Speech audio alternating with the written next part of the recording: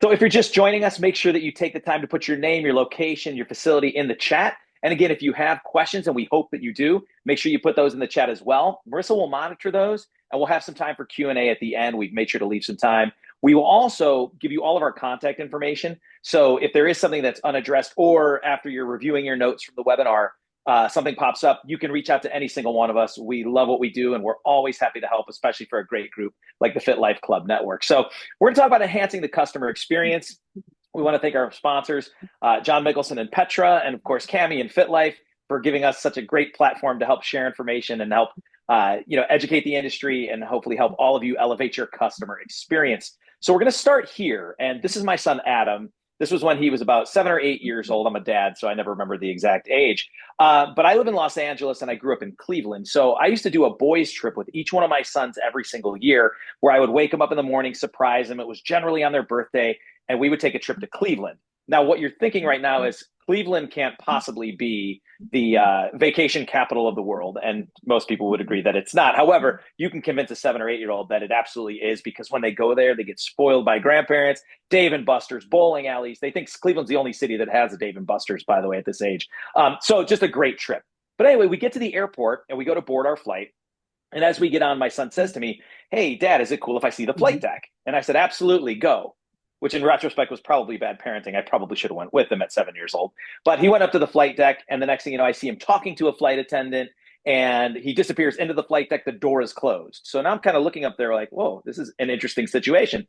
Then out of nowhere, I hear over the loudspeaker, "Would Chris Stevenson please report to the flight deck?" And it was my son. They were letting him play on the intercom system while we were boarding. So I go up there, they open it up. I start talking with the pilots. They're letting him play with all the equipment, which I guess is probably not a great idea prior to a flight, but having a great time. You could see by the smile on his face. They gave him the stickers, the little pin with the wings on it. They made sure, which was interesting, they said, "Hey, let's get some pictures." So while I would have probably taken it anyway, they encouraged pictures. They're like, "We know this will be a fun memory. We want you to have, photos to remember this memory by." And it was just this incredible experience. And all it was an airplane, right? It was just a flight on Southwest. So this was just an incredible experience. We go back to our seat. He's on top of the world, and it's just amazing. But it didn't stop there. So the flight attendant knew it was his birthday. So as we're halfway through the flight, all of a sudden, the flight attendant comes up and says, "We're going to dim the cabin lights, and I want everyone to turn on all of their call buttons for us." So all of a sudden, the lights go down, all the call buttons are up. And they said, "We've got a young man on board. It's Adam. It's his birthday. And we're all going to sing him happy birthday. And when we're done with the song, we want to go ahead and make sure that he blows out all these candles." So now he's got a whole plane of people that are singing happy birthday. And at the very end, he blows out the candles. Everybody turns off their lights. And now he had a whole plane of people singing him happy birthday. Again, talk about a memorable, it's an experience and he's 16, talks to till this day. And there was one extra thing. This also happened. The flight attendant made him a toilet paper birthday cake that they presented to him. So toilet paper cake, little straw, drink stirrer for the candle, tissues for the flames, and they presented to him. The whole plane clapped, and it was just an incredible experience. Now, the funny thing about Southwest is it is a great airline, but there's no frills. You can't get first class, business class. There's no TVs in the seats. There's no meals, minimum snacks, and all of those things. Their brand promise is we'll get you there fast. We're generally on time, and we'll be cost effective. And we're going to have a staff that creates these memories and these experiences that make you want to fly Southwest all the time. Now, myself and both panelists, we all travel a lot. And I will tell you that Southwest, for anything remotely regional, I will always choose. And part of that was based on this experience. So again, they're just an airline, but they created this memorable experience that builds brand loyalty and has made customers for life. And that's what we'll talk about today, is enhancing the customer experience. Because remember, to the untrained eye, a gym's a gym. Right? They all have treadmills, they all have classes, they all have trainers, locker room, showers, right? So they don't know the difference. We do, right? We know we might have better programming and stuff than other places, but the average consumer often doesn't. So in those situations, we've got to figure out a way to create these memorable experiences, the best experience possible, because that truly can be our differentiator, right? So that's what we're going to talk about today. So we'll introduce our presenters. We'll talk about the significance and impact of customer experience briefly. Each one of us is going to address a key element for enhancing this experience. And then again, we'll have Q&A. So again, throw your questions in the chat. We'll be happy to answer those. And you'll have our contact info if you'd like to reach out afterwards. So I'm Chris Stevenson. I owned and operated health clubs, award-winning for almost 20 years. Currently, I run a company called the Empower Group, where we basically do three things. One, we do keynotes and breakouts at different events and conferences. Two, we do staff trainings and workshops on everything from leadership to customer experience, to self-care, to employee engagement, all of those sort of things, both live and virtual. And we also do strategic advising. And as an example, we're advising a rec center that they're building in Sacramento right now, where we started off by giving overall advice, then layout, equipment, design, classes, SOPs, all the way to currently running their pre-sale. Our next panelist is Bill McBride. He always likes to make an entrance. See that? I'm here. Okay, I've got, how much time do I have, Chris? Are you and Marisa? No, just an intro now, and then we'll come back to you for your content. I thought I was just going to take it from here, my friend. I'm Bill McBride. I operate a company called Active Wellness. We manage fitness centers for different entities, hospitals, community centers, real estate companies, corporate fitness centers.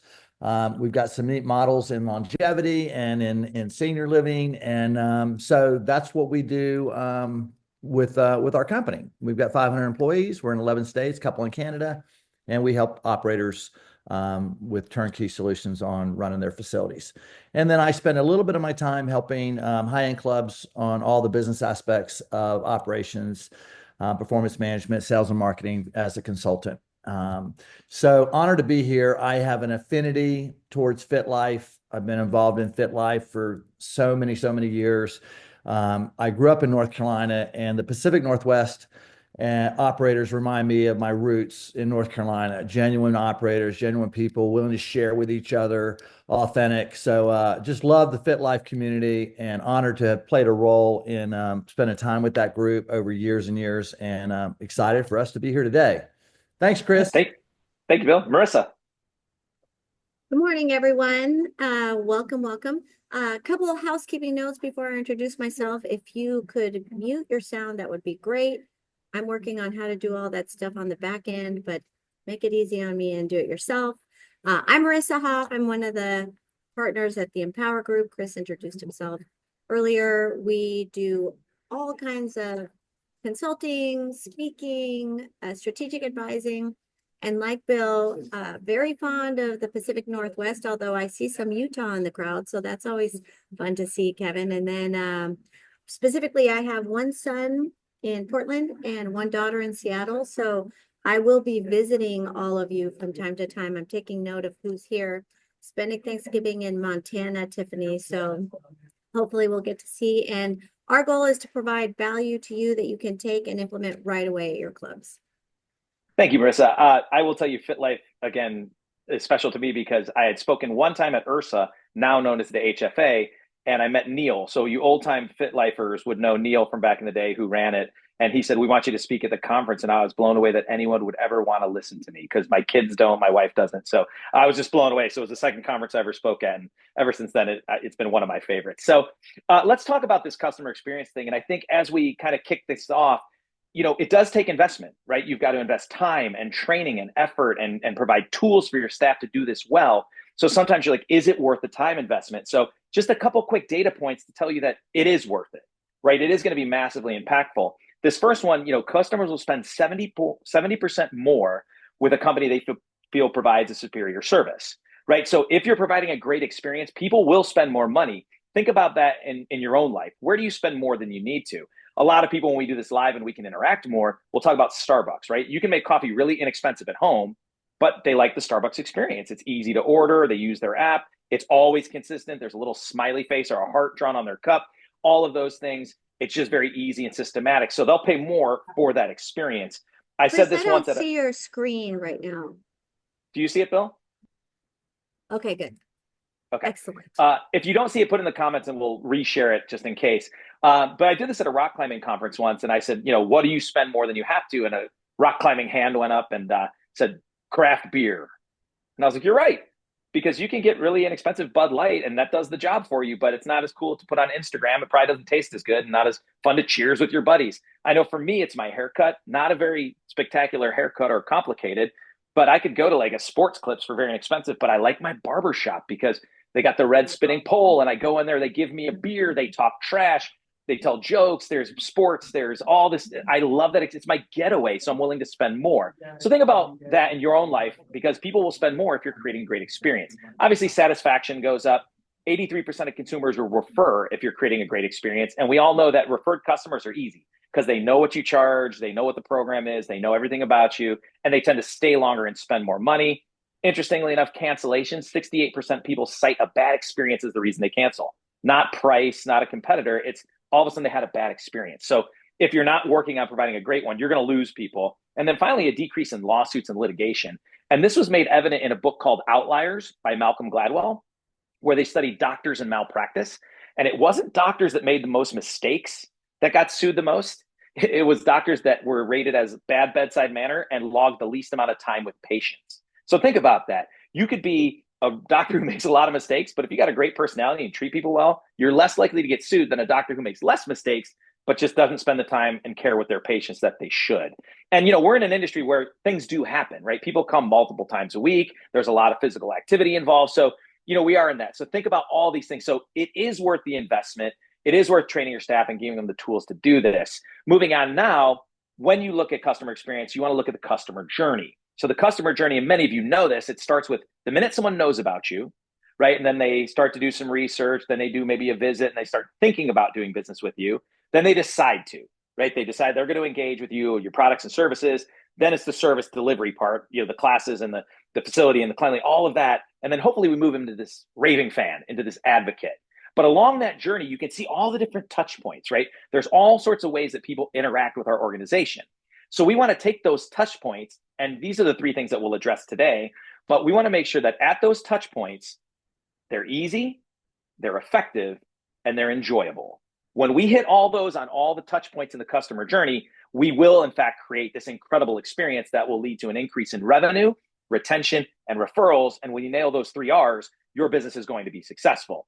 So I'm going to start with easy, mostly because it's the easy one. So I figured, why not? I'll do the easy part. But we want to make sure doing business is easy. And what I want you to think about is the world is easy now in certain ways, right? So people don't compare the experience at the gym, that your facility, with other gyms only. They compare it to how they do everything else in their lives.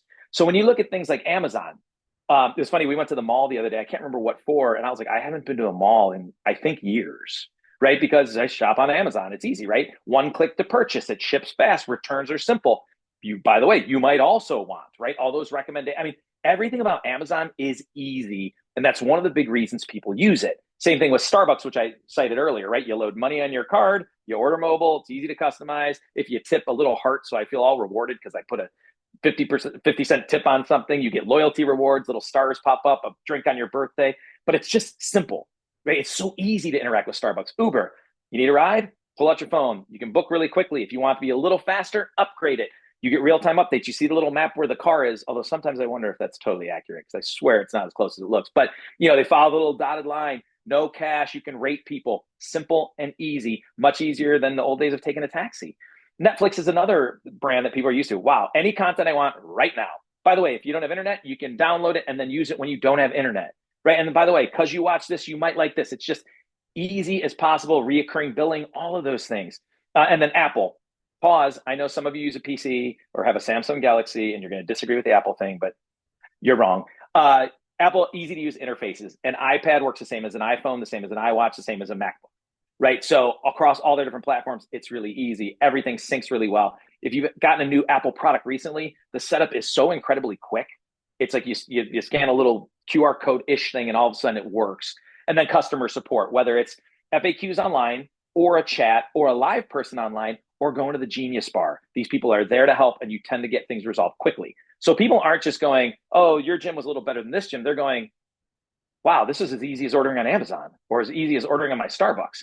So here's some things to think about. And some of you will be doing some of this already, but I challenge you to think more on what maybe you could streamline more. So just some things to look at on that customer journey that you can make easier. First of all, signups. I think now most people, you have it set up where you can join online or in an app, which is great, but make sure it's minimal steps. We all know when we go online to do something and all of a sudden you're filling out too much stuff. So figure out what the bare minimum you need is, make sure it's there, everything you need, right? But make sure it's as easy as possible to join. Also cancel, right? You want to make sure it's easy for people to cancel because that process is easier. The likelihood they come back will be high. make sure payments are simplified, one click to pay, store your card on file, easy for customers to track their own payments, seamless check-ins.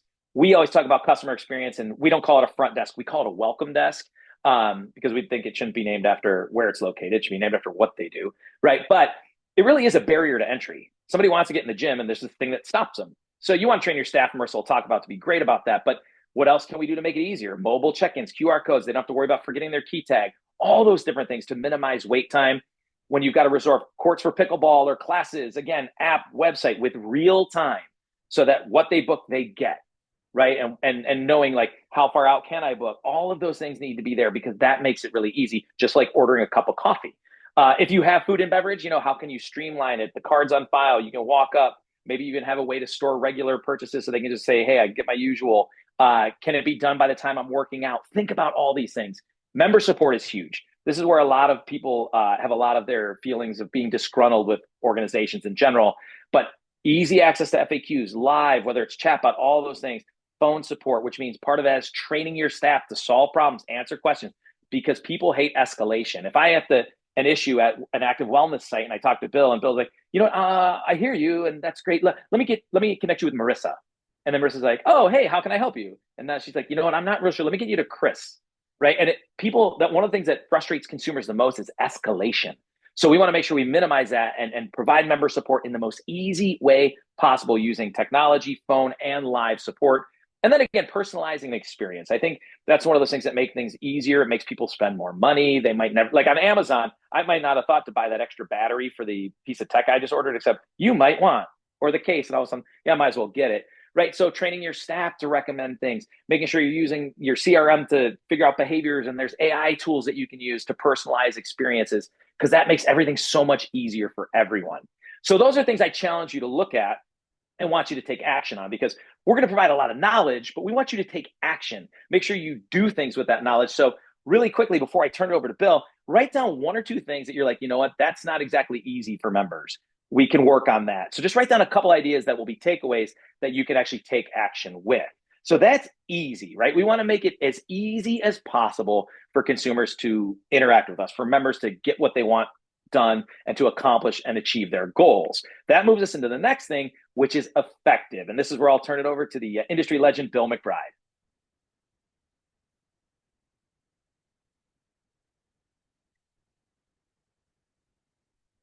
Are you muted? I was muted because Marisa told me to mute, and I followed directions very well. Especially Marissa's directions. I said, I want what you have, because I'm loving that energy, my friend. I'm going to cover like three things in this effective.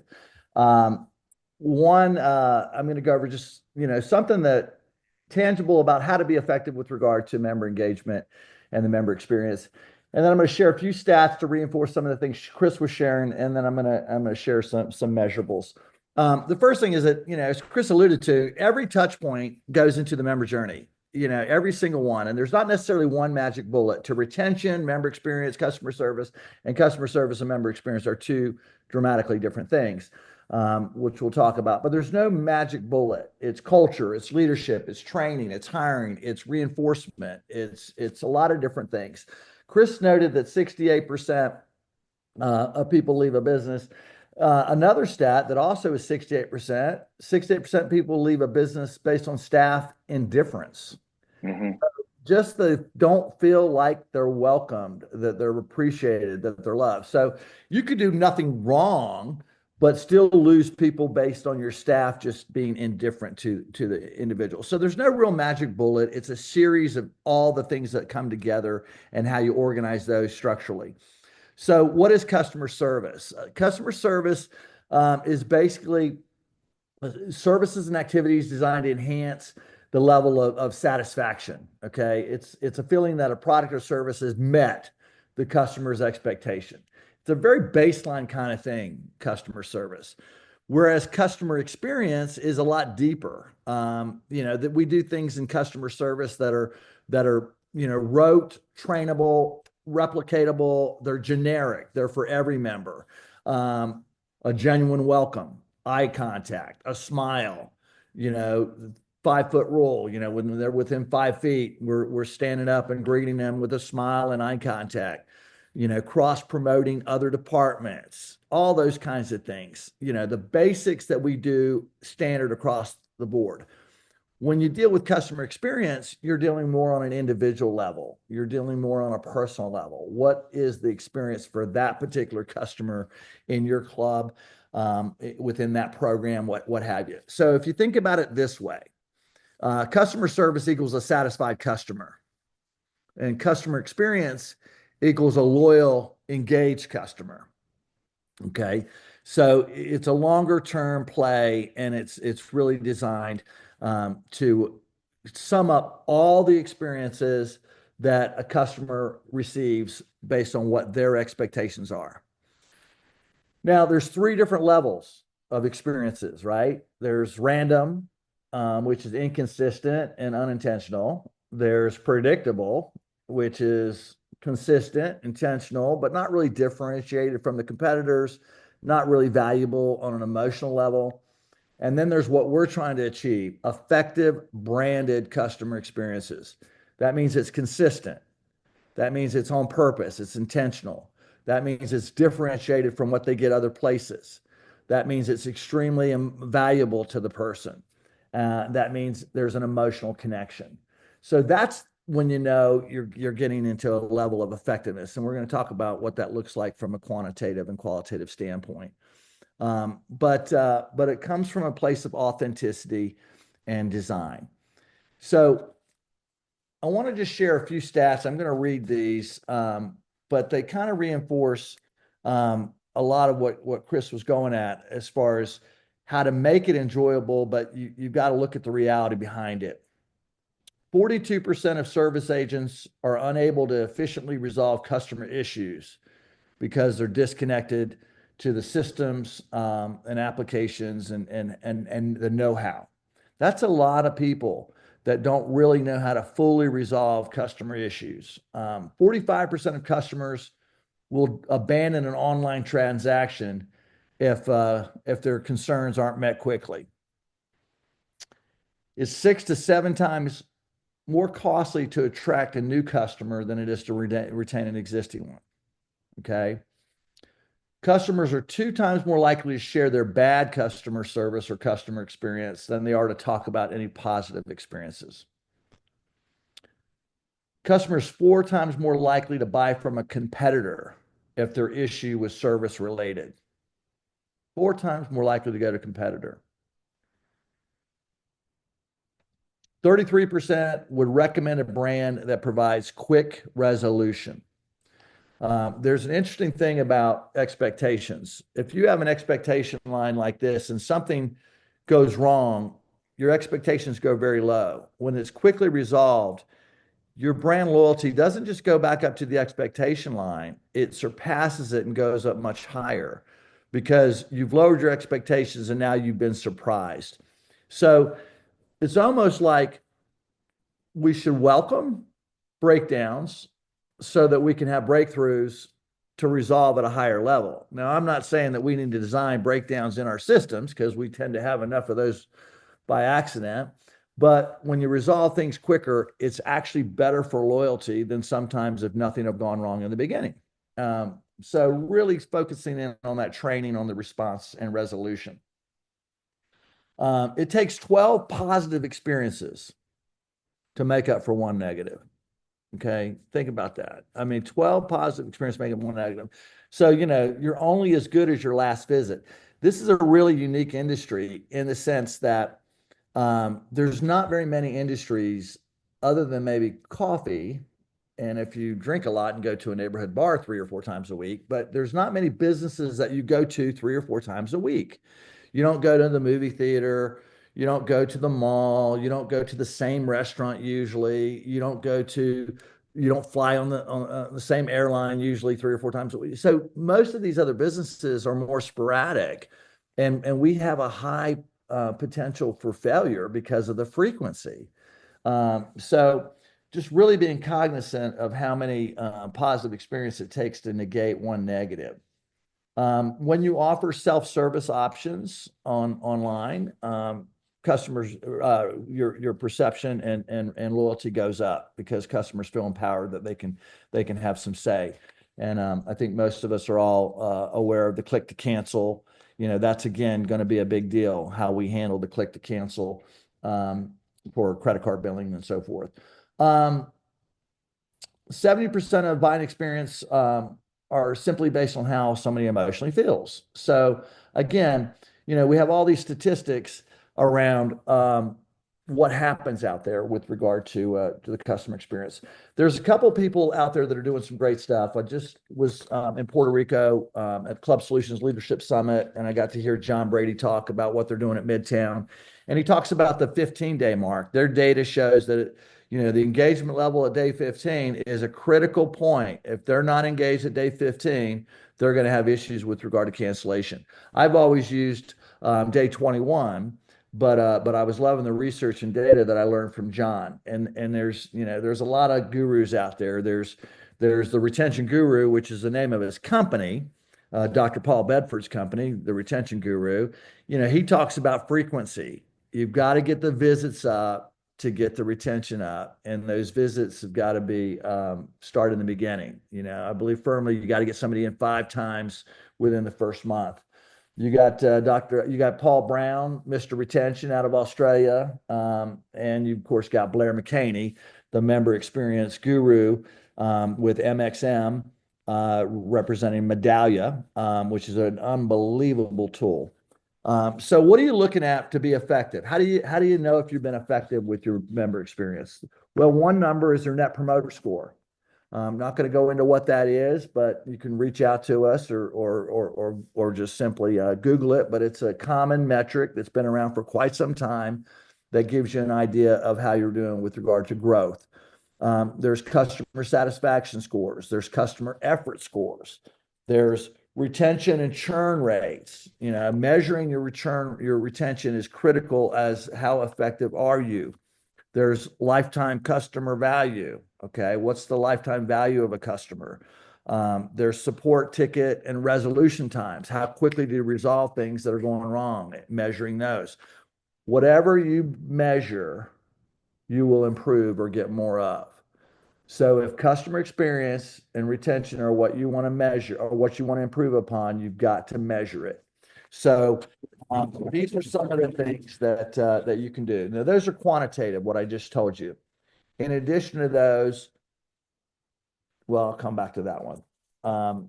In addition to that, there's qualitative, focus groups, surveys, social listening, paying attention to what's going said on social media, journey mapping your customer journey, making sure you've journey mapped all the touch points, understanding the sentiment that your customers have regarding the brand. So with that being said, one of the biggest impact items you can have is to measure and monitor and enhance your social proofs. And social proofs are what people are saying on social media. Typically, Google ratings, 0 out of 5 stars, Yelp ratings, Facebook ratings, whatever ratings are relevant in your market. You don't go to a restaurant that scores below a 3.5 or 3.8 or a 4.0.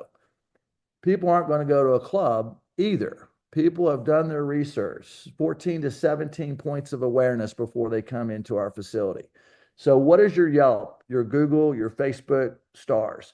It is the biggest thing that you can do to improve retention and sales because it impacts how you're operationalizing the feedback that you're receiving. So get the visits in quickly, enhance and respond.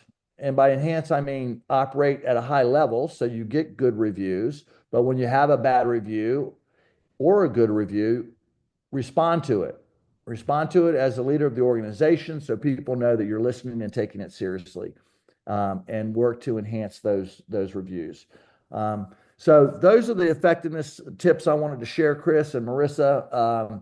Get the visits in early, monitor your social proof, and train your staff.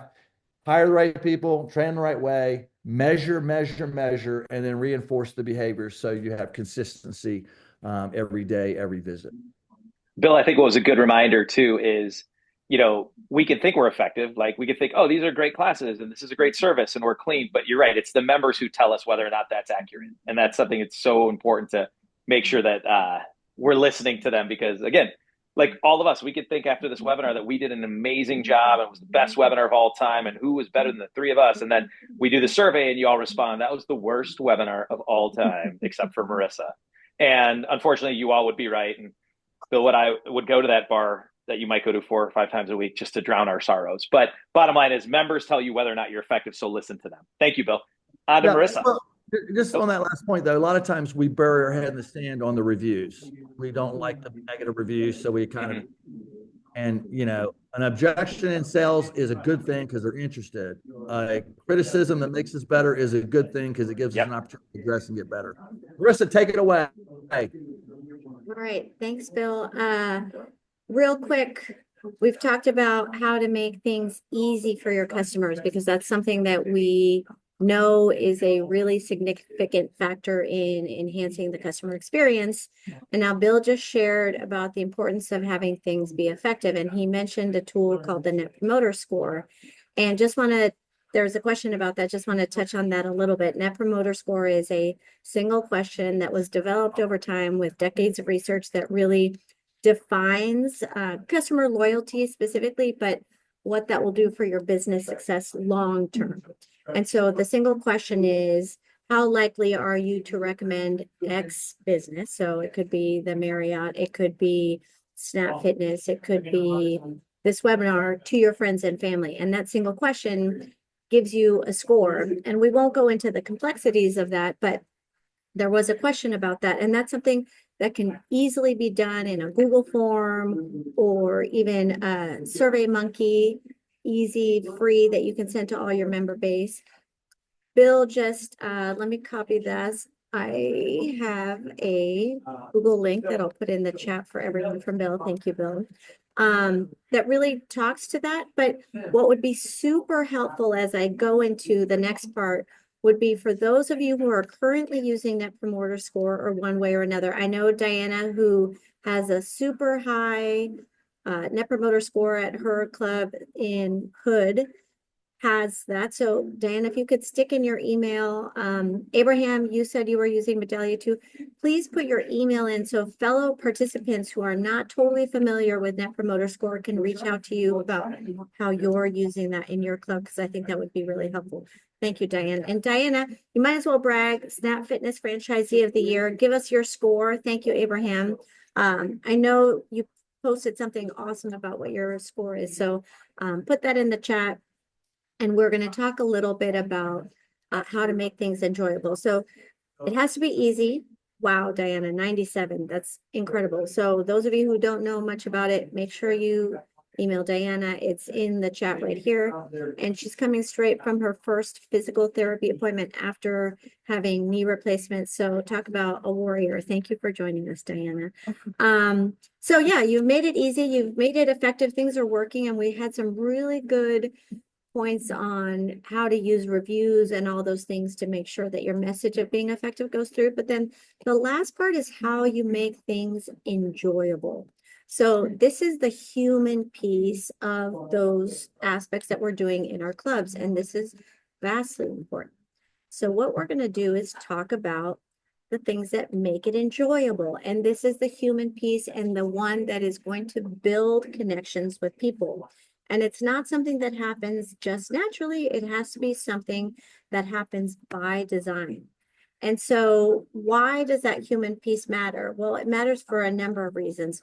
One is our experiences at gyms aren't being compared to other gyms. They're being compared to our experiences at our favorite coffee shops, our experiences at Disney World, our experiences at our favorite restaurants. So we're not just competing back and forth with other gyms, we're competing with the world at large. So we have to really talk about how we're going to make those experiences optimal. And there's intentionality that comes behind that. So we're going to share some of those things that happen because we want to build that emotional connection. Emotional connection builds loyalty. Loyal members refer more, they stay longer, and they bring in more revenue. So how do we get intentional about making things enjoyable. We firmly believe that it's not just a matter of hiring friendly people. That helps, but we actually have to train our staff to do the things that matter most in building these human connections. And so at the Empower Group, we have our 10 customer service tenants. My guess is that many of you have most of these in place in your club. What we want to do is get from polite and being good to being over the top in that service attitude kind of thing. And so I'll touch on just a few of them, and Bill alluded to one of them. And the first is that what we call the warm welcome. So when you train staff to greet people, it has to be beyond polite. It can't be like, oh, good morning, hello, how can I help you? That's nice, but remember, we're competing with Disney World. We're competing with their favorite restaurant. So we have to be over the top, and we have to train how to be over the top. And I think Bill mentioned a few of them: the eye contact, the greeting people when they're 5 feet away. And that's not just our favorite member who walks in. It's every single person that walks in the door. It could be a member, it could be a prospect, and it could be a vendor. Everyone who comes in the door is greeting enthusiastically, warmly, and with energy. And we've said this a million times, and just as a reinforcement, we love being in the gym. That's why we're in this industry. We enjoy being there. But there are times when people are walking through that door because they just got a really bad health report from their doctor, or maybe their spouse made a comment that made them feel badly about themselves, or maybe they're just unable to play the game of golf, which they've loved so much because they have so much lower back pain. So not everyone is jazzed to walk in that door. We need to make sure that we reinforce their decision to walk in that door with energy and enthusiasm. Chris has shared this a lot when he was working with Bill up in Humboldt. They were talking to the people who are welcoming members at 5 o'clock in the morning. And your staff may be just as tired as those members, but we want to reinforce that decision to get out of bed at 4:30 in the morning, to go work out when they would have rather have slept for 45 minutes, and give them that energy and that enthusiasm that reinforces their decision to walk in that door. But you have to train that. It can't be just a matter of like, oh, I have a really great friendly guy who comes in and opens at 5 o'clock in the morning, 5 days a week. It has to be the other person who comes in on weekends too. So you consistently train your staff and you show them what it looks like and what it doesn't look like to provide that warm welcome.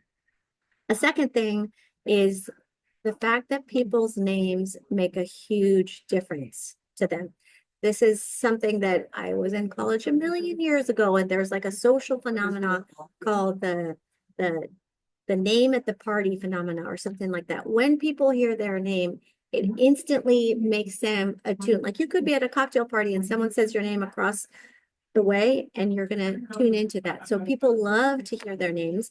And those of us who work at the welcome desk have a little bit more latitude because we have a computer screen in front of us and we can see them check in and possibly say their names. But what we want to do is train our staff to learn people's names, to use them frequently. It's not enough to just say, oh, good morning, Chris. Oh, good morning, Bill. We're going to see them walking in. We'll be like, Bill, hey.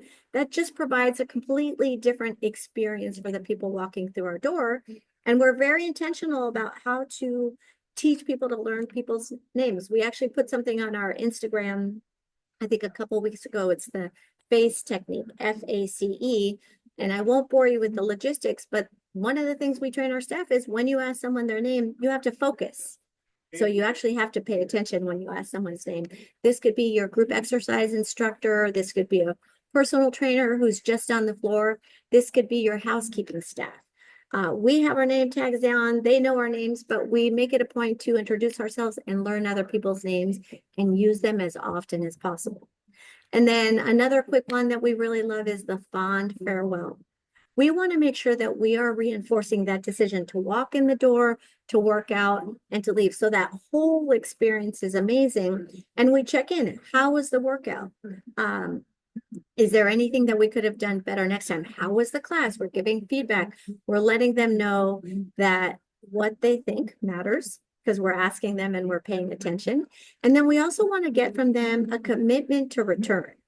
So if I know Bill is here and he's working out on a Wednesday, we might say, are we going to see you tomorrow? And he might say, no, I come in Monday, Wednesday, Friday, and we know that now he's committed to coming back Friday. But this is something that some of your staff may do just because they're great at what they do. But what we have to do is train that and then have that accountability. So if we're standing at the welcome desk and someone says goodbye and they're polite and say, bye, have a good day, that's nice. But what we want is an enthusiastic fond farewell, commitment to when they're going to return, and maybe a piece of feedback. Same thing with your instructors. How was class? Anything that you'd want to see differently. Same thing with a personal training session. So make sure that we're training and holding people accountable to these things. And one of the things that we really loved about making experiences enjoyable is that what we called surprise and delight. And many of you probably here in the chat have heard about Will Guidara. He was the keynote speaker 2 years ago at the Health and Fitness Association conference. He wrote a book called Unreasonable Hospitality. There are many, many businesses that are reading that book as a guide to how to surprise and delight. These are the little things that go above and beyond just your polite greeting. It's how we make people feel seen and heard. And if you don't like to read books, then go watch the TED Talk. It's not very long, but it's a great little TED Talk. Will Guidara, Guidara. And it's all about being unreasonable in your hospitality. And there's so many things that you can do in your business to surprise and delight people. And we love doing this. It could be something to do with hitting milestones like, hey, you've been a member here for 2 years, or today's your birthday. We know all of this from the software. Celebrate it, acknowledge it. We used to have a mirror in our gym when you walked in, and we used markers that would note people's birthdays on the mirror. So part of our closing the day before was look up whose birthday was tomorrow, and we'd write their names on that mirror board, and people got a kick out of walking in and seeing their names on a mirror. Something so simple that didn't cost anything, but we were very intentional about that. One thing that I really love is acknowledging milestones for our members. And I think this is such an underutilized aspect of what we do as a business. I'll tell you that I'm a member at a yoga studio by my house, and the app very clearly tells me how many classes I've done so far. And I'm getting very close to my 500 mark. That's a big deal for me. They have never acknowledged the 100, the 200, the 400. I mean, not that it's making a difference. I'm still there, obviously. But what about those people who aren't as committed? What if we were saying, oh my gosh, you're at 98. When are we going to see you for 100? We can't wait. And we make a huge deal out of that 100. So on the screen here, there was a bar studio. I think it was a Pure Bar that had the 100 club, the 250 club. Some of you may know us when we did our outdoor boot camp during the COVID era. And we would give people a little social tile that they could share on their own social media that said, I've done my 25 sessions, or I've done my 50, with a little, we had dog tags because that was the theme of Be Military Fit, with just the number 25, something very simple, something very inexpensive, but it made a huge difference. So in the chat, if there's something that you do at your club that you've facilitated to surprise and delight people, throw it in that chat and let us know what it is that you're doing, because we love to see ideas. Most of these things are things we didn't make up. We got those from others. With a little bit more budget, for instance, we would have onesies that we would give to anyone who had a new baby or a grandchild, and it had our logo in it. And some of you might even put future member, which is really cute. By the way, that's stuff that people always post on social and will always tag you. That's great advertising for you. Chris's kids. Newest member. Newest member. Even better. Oh my gosh. Okay, gold right there, everybody. Newest member. Write that down. So inexpensive, so impactful, and people love it. Chris's kids did training at one of our local, and he specializes, our local clubs that specializes in athletes. And he would take a picture with each of the kids at some point during the year. And then he printed them and made those ornaments on the tree. which I thought was really cute. And then they could take them home. So there's so many little things that you can do. One of our favorites was the postcard program.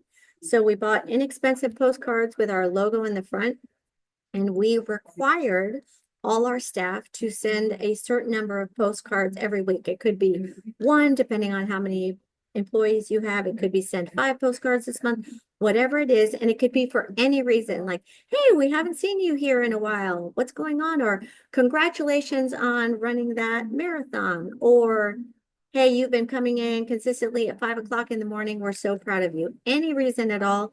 People love to get mail because typically the mail that we're getting is either junk mail or bill, and we don't really enjoy getting those. So what can we do to surprise and delight people? Now, if Diana had been one of our members, we would have sent her some cake pops. Yes, there's a little bit more investment in that, but we would have sent those to her house and said, we can't wait to see you back here. Good luck with your recovery. And that's something that we really, really got a lot of bang for our buck on. Again, one of those things that people would put on social and do the advertising for you. So these are all different little things that you can do in your club. But what I would suggest is do a little brainstorming with your team. What things can they be doing? What things can they suggest? Chris mentioned Starbucks earlier when he talked about easy. And he talked about they're putting little messages on cups now. They didn't always do that before it was your name. It was typically my name was always misspelled until they got the whole thing digitalized. That's the personalized experience thing, right?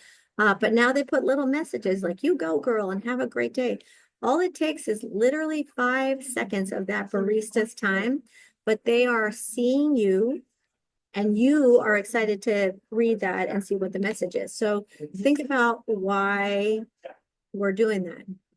We want to get people to be surprised and delighted and say, I can't believe my gym did that, but in a good way. So Diana shared that we do that too. Members love it. I'm not sure what you're doing too. Probably one of those cool things. But yeah, those are all really great ideas. And if you have anything different, put it in the chat. But just a couple takeaways, postcards, yes. A couple before we go into Q&A. Marissa, I think Diana also wants some cake pops. Oh, okay. That can be arranged. I know someone who can make that happen. So tactical takeaways. Let's think about something that you could immediately implement without, going through a whole bunch of red tape. And one of them is just let's do a names challenge. So we would train our people the face technique, which I shared earlier, and then I would call it layering. So today, let's say Abraham, you're going to walk around and you're going to learn 2 people's names. So you're going to use the face technique. You're going to walk around. I'll take your place at the welcome desk and learn 2 people's names. The next time you see them, I want you to greet them by name and learn 2 more names. So you're layering the names that you learn every day. It's something that takes 5 or 10 minutes. You can do that at the welcome desk. You can do that as an instructor. I know our instructors would run to the front desk and see what the name was because they'd forgotten it. They're like, oh, right. That was Kevin. Kevin, welcome to boot camp. So how can you make sure that you're instilling this use of names, not just at the beginning, but throughout their journey when they're with you? And then luxury language is one of our tenets. We just love the idea of having people elevate their service by saying things like, you're very welcome, or it is my pleasure, instead of saying, yeah, of course. Yeah, no problem. That was one of our investors' pet peeves when people say thank you. And typically generations that are slightly younger than ours might say, oh yeah, no problem. Why would it be a problem to do this? Why can't we just elevate that and say this week, everyone is going to say my pleasure instead of no problem or of course. So challenge your staff to just do that one thing. And I'd say the next staff meeting you have, whether it's by department or the whole staff, is what are some things that we can do to make that a little bit more enjoyable for our members? Whether it's something that would require a little bit of investment, like the onesies, or something like going around and acknowledging people's birthdays in a more authentic way. I will tell you that we bought this big birthday hat like 5 years into when we were running the club, and it was like a Dr. Seuss hat, and we thought it was so awesome. Nobody wanted to wear the hat. They were all like embarrassed and didn't want it. So we learned that the name in the mirror was fine and maybe a little sticker, but birthday hat didn't work for us. But how can you and your staff brainstorm creative ways to surprise and delight? And let's think about challenges. Like this month, the challenge is going to be names. We're all going to learn 10 people's names. Or this month, we're going to always use my pleasure. Or this month, we're going to greet everyone in this crazy, energetic way. Instead of like, good morning, oh, hi, welcome. We're going to be like, oh my gosh, you're here. I'm so happy to see you. I mean, can you imagine if you asked your staff to do that every day for a week? I know it would feel silly for most of them, but members would get taken aback. They'd be like, oh, whoa, okay, cool, thanks. And they'd all walk into your place of business with a smile on their face and leave with a smile on their face. And that's what we're really looking to do. So real quick, think about one thing that you want to do, want to start doing again, have been doing that you want to just tighten up a little bit to make your experiences more enjoyable. So those are our 3 E's. All right. Thank you, Marisa. Let me bring this up so we can bring this all home. So a couple things, Marisa, on that. One thing sometimes, and Marissa and I have been guilty of this too, is we think of it's just welcome desk. No, it's every staff member. So in your individual departments, group exercise instructors, what are you doing for a warm welcome when someone comes in that classroom and a fond farewell? Trainers, when somebody comes in to start their session. It's at your aquatics program. All those programs need to have all those things dialed in. That elevates everything. And the second piece, Marissa, I was thinking about as you're talking about this, when you train your staff to do this and you're doing challenges, it's fun. Your staff is happier. They're doing fun stuff to make people happy. They're learning skills they can take with them the rest of the career. So it's one of those things like, don't ever think, oh, is this too much for my staff? No, they'll love it and they'll buy into it. So to bring this kind of full circle, I want to share a quick surprise and delight moment. With Mother's Day, this was a restaurant called the Lazy Dog. And I don't know how many people are familiar with Lazy Dog. It's a typical chain like Chili's, Applebee's, nothing special. But I took my sons, we had great grandma, mom, everybody was there. I take my kids to the bathroom and say, you got to wash your hands. And we go in there, and this is on the counter in the men's bathroom. Forgot to grab her a card for Mother's Day. No worries, we got your back. There were cards, there were pens, there were envelopes. For the record, I didn't screw up. Everyone already got their cards and gifts. But what do you think my boys did anyway? They had a great time. They wrote cards. They were able to bring it back to the table. It was this incredible experience. And I promise you, after that, it is the restaurant for anyone's birthday, special occasions, and the food is average. I would say, Bill, the food is not effective. But it was the experience that it made it so much fun that literally, if we're going to choose one of those typical restaurants, it tends to be Lazy Dog because of this one little moment that they did this really special thing that my whole family remembers. And imagine this was for Mother's Day in May. Guess what they did for Father's Day in June? Nothing. Women would never make this mistake, so it'd be totally unrealistic. But surprise and delight, have fun with it. So we talked about, we've got to make things easy. We've got to make it effective and enjoyable. And when we do that, we end up with happy and loyal members. And that, again, we have revenue, we have referrals, we have retention, and that's what drives our industry and helps us be successful. Not to mention, we're changing a lot more people's lives. So before we open up for Q&A, Bill's going to give his McBride summary of today with some great takeaways and great thoughts. Bill, take it away. I think the summary will be short because you guys did a great job with slides. Chris started us out with easy, talked about his son, Adam, who I'm very, very fond of, Adam, going to the cockpit and creating a memory, a lifetime memory of that experience. So he talked about Amazon, Starbucks, Uber, Apple, all these companies that have made it easier. FedEx did it a long time ago with self-tracking. It made us do the work, and we said thank you. I talked a little bit about effectiveness. It starts with visits, and then you measure what you measure: NPS, social proof, your scores, your reviews, and measure the result at the end of the day by lifetime value of the membership and the retention. And then Marisa brought us home with enjoyable. You're not competing with just clubs, you're competing with the world at large from a hospitality standpoint. Do they feel fun when they come and experience what you have? And that is all about the people. You can't automate the people factor. She harped on name, memorizing name. People love their name. It's their favorite word. And she reiterated the importance of that aspect of making it fun.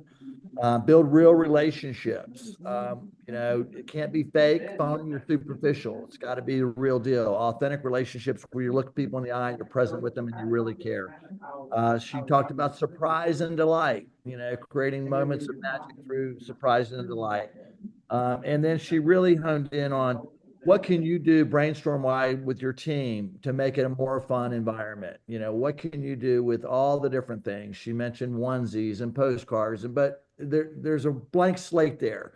You come up with the ideas, and she really left that as one of our big takeaways. Take it back to the team, workshop it, brainstorm it, and come up with great things to make it fun. Awesome. Thank you so much, Bill. Thank you again, FitLife and Petra and John Mickelson and Marissa and Bill. And here's all of our contact info. So if you do need anything, if other questions pop up or anything at all, please feel free to reach out to any of us. We love that. So I'm going to stop sharing, and then we will open it up for any questions that anybody might have. But thank you all. I know time is a commodity, and we appreciate that you spent yours with us. Well, while we're waiting on any questions that pop up, I do want to give a plug for MXM and Medallia and Blair McCaney and his whole team. We're big advocates. You know, there are other products out there. There's Simple Survey Monkey, there's Listen 360, but the comprehensiveness of operationalizing feedback through MXM and Medallia, I find to be extremely valuable. And it allows you to learn trend lines and really change the way you operate to the benefit of the customer, creating better experience. So if you want Blair or his team's contact information and interest in that product, feel free to reach out. But it is a good tool. And Jenny just shared, I love this stuff. Obviously she does. She's done this for a lifetime. And thank you, Jenny, for that. And we did put the link in for MXN in the chat in case you want to learn more about them and what they do. And again, just to reinforce what Chris said, thank you so much to Cammie at FitLife for being the driver and providing valuable content and education for independent health club owners in the Pacific Northwest. I know you have a big conference coming up in October. And Utah. And yeah, Abraham loves MXM too, so great. And thank you to John Mickelson and Petra for being our sponsor.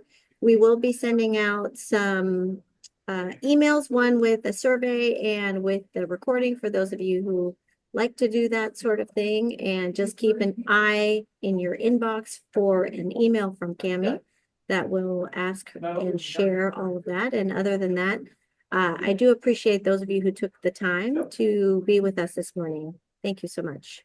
Yeah, thank you. And for future webinars, it's called the FitLife Webinar Series. Therefore, there's an intention to have more. So the best content we can deliver is what you want to learn about. So I think that might even be a question on the survey. If not, feel free to email any one of us or Cammie and just let us know, hey, this is a hot topic. We'd love to learn more about that because, again, that allows us to best fit your needs. So.